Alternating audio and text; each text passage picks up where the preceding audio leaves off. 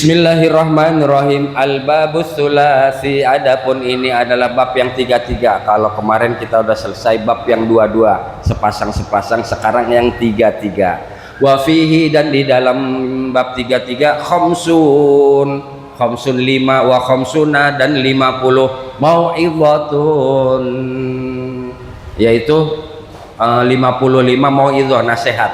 Sab'atun, adapun yang 7 akhbarun, yaitu akhbar berarti dari kanjeng Nabi. Wal baqi, dan adapun sisanya asarun, itu bisa dari tabi'in, bisa dari sahabat, itu dari salafus soleh. Wal maqalatul ula, adapun maqalah yang pertama ruwiyah, telah diriwayatkan anin Nabi sallallahu alaihi wasallam, dari kanjeng Nabi sallallahu alaihi wasallam, annahu, sesungguhnya ada kanjeng Nabi, qala dawuh, atau bersabda, berkata kanjeng Nabi, man asbaha wa huwa yashku dhiqal ma'asi faka'annama yashku rabbah. Ini ingat-ingat nih, ini nasihat untuk kita semua. Biarin kalau pagi-pagi jangan mikirin macam-macam. Man asbaha, siapa orangnya asbaha, yang bangun pagi hari, aida khala fi waqti sobah, yaitu ketika masuk waktu subuh. Begitu bangun pagi-pagi buta lah pokoknya. Wa huwa yasku, yang dianya ada, yasku, mengadukan, berkeluh kesah soal dirinya, tentang hidup dirinya itu, kok gini amat ya, kemarin dagang begini ya. Pagi-pagi buta dia sudah berkeluh kesah kepada manusia, ilan nasi dhiqal ma'asi, yaitu akan kesulitan dirinya, akan kesulitan hidupnya, dhiqal ma'asi faka'annama, maka seakan-akan, maka ini nilainya atau ini dicapnya sebagai apa, faka'annama yasku rabbahu, dia itu berkeluh kesah tentang Tuhannya. Ini ngeri. Jadi kayak nggak ridho apa yang sudah diberikan oleh Allah. Nah, itu kan ngeri ya. Wasikayatu la taliqu, wasikayatu, mengadu itu, wasikayatu, adapun mengadu itu, la taliqu, tidak pantas, tidak layak, illa, jadi kita kalau berkeluh kesah nggak pantas ke orang, karena masing-masing orang punya keluh kesah macam-macam. Yang ada kita malah dikasihan-kasihan kalau berkeluh, malah kita terhina kalau sama orang. Gua begini-begini, ya lu digitu-gituin, bahkan sampai dibodoh-bodohin kita. Lu bego, kemarin kan gue sudah kayak gitu kalau berkeluh kesahnya sama orang. Makanya berkeluh kesah itu sama dengan berdoa, munajat, bermunajatlah kepada Allah. Gitulah kira-kira. Wasikayatu la taliqu illa ilallahi fa innaha, karena sesungguhnya mengadu itu min jumlatid doa, termasuk bagian dari doa. Berkeluh kesah ya udah, berkeluh kesah sesama makhluk apa gunanya juga, orang nggak bakal ada solusi ya, orang sama-sama punya masalah ya kan. Nah, amma sikayatu ilan nasi, adapun berkeluh kesah ilan nasi kepada manusia, fahiya min alamati adamir ridho, sungguh dia itu apa, tidak adanya tanda, tidak adanya ridho, menerima bi qismatillahi ta'ala, dengan apa yang sudah menjadi bagiannya dari Allah ta'ala, lahu, baginya, itu termasuk tuh. Maka ulama itu masyhur, ulama umumnya ulama bersepakat bahwa yang paling tinggi nilai iman adalah qada dan qadar. Kalau iman kepada Allah mungkin kita mudah, tetapi yang paling sulit itu beriman kepada qada dan qadar. Rata-rata kita dikasih miskin nggak ridho, bohong kayaknya ya kan, rata-rata. Maka berkeluh kesah ya kan, padahal qada dan qadar Allah itu adalah termasuk rukun iman tuh, umumnya orang begitu. Nah dari sinilah sumbernya kemudian yang terjadi akhirnya macam-macam kerusakan, apalah, maling, apa segala macam, karena tidak menerima bahwa dirinya ditakdir seperti ini gitu loh ya. Seperti ya misalkan dia miskin, dia ini, itu termasuk kamaruya, sebagaimana telah diriwayatkan an Abdullah bin Mas'ud, dari siapa, dari Abdullah bin Mas'ud, qala, berkata siapa, Abdullah bin Mas'ud, qala Rasulullah, bersabda kanjeng Nabi sallallahu alaihi wasallam, ala uallimukum, ala uallimukum, maukah kalian, maukah kalian aku ajarkan, aku beritahukan al kalimati allati takallama biha Musa alaihi salam.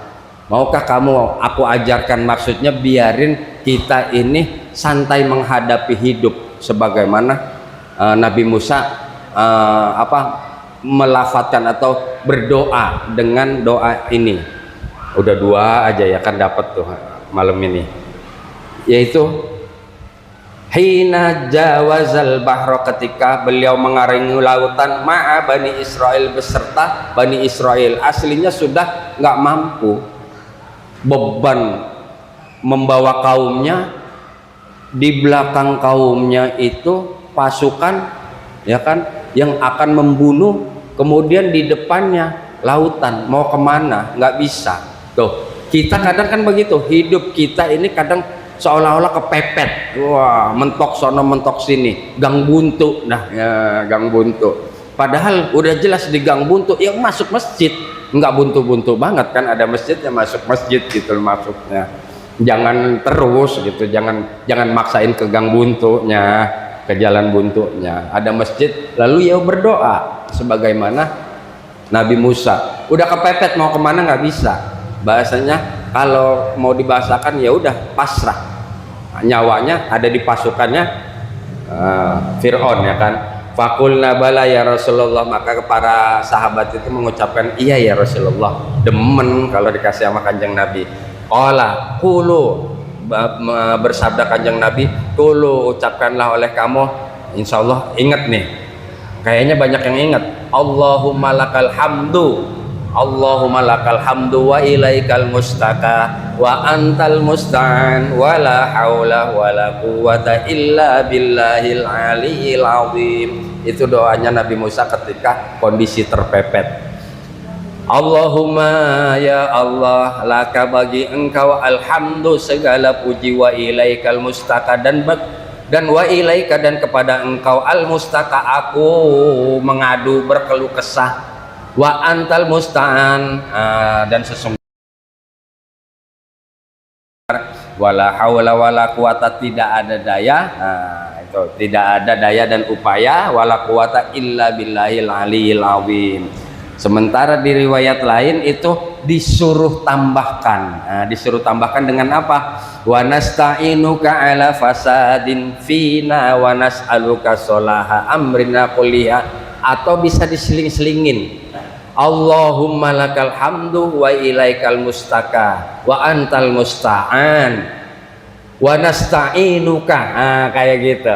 Jadi sebelum wala haula bisa wa nasta'inuka, dan aku memohon pertolongan kepada engkau, ala fasadin, atas kerusakan fina yang ada di diri kami, wa nas'aluka, dan aku memohon kepada engkau solaha amrina, apa kebaikan urusan, semua urusan itu baik, kullihi, semuanya. Jadi baru wala haula. Coba insya Allah apalah, Allahumma lakal hamdu wa ilaikal mustaka wa antal musta'an wa nasta'inuka ala fasadi fina wa nas'aluka solaha amrina kullihi wala haula wala quwata illa billahil alil azim. Itu tadi yang pertama tuh, bagian yang pertama. Kemudian yang kedua, waman asbaha, ai siapa orangnya yang bangun atau yang pada pagi-pagi buta, aida khalafis sobahi, masuk waktu pagi subuh, li umuri dunya hazinan, itu gelisah. Hazinan itu apa ya, kayak khawatir, gelisah, gitu lah, was-was, rasa takut. Li umurud dunya, untuk urusan dunianya, faqad asbaha sakhitan 'ala Allah, maka sungguh pagi-pagi ia telah membenci Allahnya. Jadi orang yang pagi-pagi udah kepontang-panting urusan dunia, tuh itu betapa ngerinya. Berarti dia aslinya sudah membenci Allahnya. Lewang segala urusan ini Allahnya, kok lo sok-sok ngatur gitu loh bahasanya. Harusnya kan begitu bangun bersyukur dulu, alhamdulillah ya Allah masih dikasih, langsung ngambil wudhu masjid subuh. Itu yang keren ya kan, itu yang keren.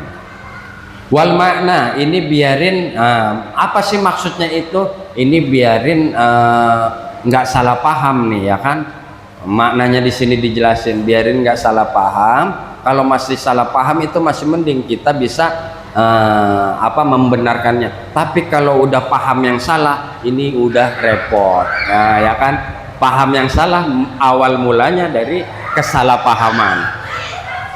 Wal mana adapun maknanya, man siapa orang hazina ala umuruddin, yang gelisah, yang yang merasa dirinya itu kayak gelisah, susah gitu loh, selalu susah urusan dunia, faqad ghadiba 'ala Allah, maka sungguh telah marah kepada Allah. Dia aslinya sudah marah kepada Allah, li'annahu, karena sesungguhnya ini di hadis qudsi ya kan, maka sesungguhnya Allah kalau sama orang-orang yang begini udah gimana ya, li'annahu, karena sesungguhnya yang seperti itu lam yardha biqada'illah, maka orang seperti ini tidak ridho dengan ketetapan Allahnya, walam yasbir ala bala'i, dan dia tidak sabar atas cobaan yang itu datangnya dari Allah, wala yu'min biqadari, dan dia tidak percaya akan takdir yang sudah ditentukan oleh Allah, li'anna kullama waqa'a fid dunya fahuwa biqada'illahi ta'ala wa qadirih, karena sesungguhnya dia nggak sadar bahwa segala sesuatu, maka iman kita, tauhid kita mesti dilurusin, baru kita enak. Oh iya, kita tahu bahwa Allah adalah yang maha pencipta, Allah adalah zat yang mengatur segalanya. Ya udah gitulah, apa yang kita alami saat ini, apa yang kita rasakan saat ini, udah semuanya takdir Allah. Itu kalau ancaman Allah ngeri kan di hadis qudsi ya kan, wa man lam yashkur ala ni'amih ya kan, walam yasbir ala bala'i falyakhruj, maka suruh keluar, kata Allah, falyakhruj an tahti samai, keluarlah dari langitku, an tahti samai, keluarlah dari langitku, dan carilah Tuhan selain aku, kata Allahnya. Itu kan betapa ngerinya kalau udah begitu ya kan. Lah kalau kita misalkan Bang Are, iya ya Allah, siap ya Allah, hamba akan nyari lagi Tuhan selain Engkau ya Allah, hidup begini-gini amat, silahkan cari di kolong langit mana kira-kira. Kolong langit cuman begitu ya kan, mau dimanapun ya tetap itu langit Allah. Itu sungguh nggak mungkin ya kan, itu diingetin oleh hadis qudsinya. Kemudian selanjutnya, wa man tawadda'a li ghaniyyin, siapa orang yang merendahkan diri. Ini juga peringatan untuk kita, umumnya kita gitu. Biasanya bos, jangkrik bos. Itu dalam rangka kalau sekedar sapaan biasa, yang penting di hati kita nggak ada rasa mengagumi, nggak ada rasa menghormati yang berlebih. Itu nggak apa-apa. Wa man tawadda'a, siapa orangnya tawadda'a yang merendahkan dirinya li ghaniyyin, kepada orang yang kaya, lirinahu, karena kekayaannya, faqad dzahaba sulusa dinihi, sungguh telah hilang 2/3 dari agamanya. Orang yang memuja-muja orang ini yang kayanya wah tunduk bener sama orang kaya, ya tinggal agamanya berarti tinggal 1/3-nya. Ini innalillah kalau udah begini. Li anna syari'ata, karena sesungguhnya di sini maksudnya adalah li anna syari'ata, karena sesungguhnya syariat agama ini ayyakuna ta'zimun nas, yaitu hendaknya mengajarkan syariat ini mengajarkan ta'zimun nas, yaitu menghormati atau takzim kepada manusia, li ajli solahihi, itu karena apa? Karena kita alasan amal solehnya, perbuatan baiknya, nah itu baru boleh. Li ajli ilmihi, karena keutamaan ilmunya. Dunat ta'zimi li ajli malihi, bukan karena kelebihan hartanya ya kan. Sebagaimana banyak orang mengutip ya kan, harta bukan tanda kemuliaan seseorang. Kalau harta dijadikan tanda kemuliaan seseorang, siapa di dunia ini yang paling mulia?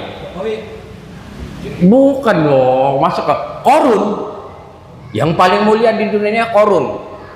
Bayangin apa, kunci gudang hartanya aja ya kan nggak kuat dibawa.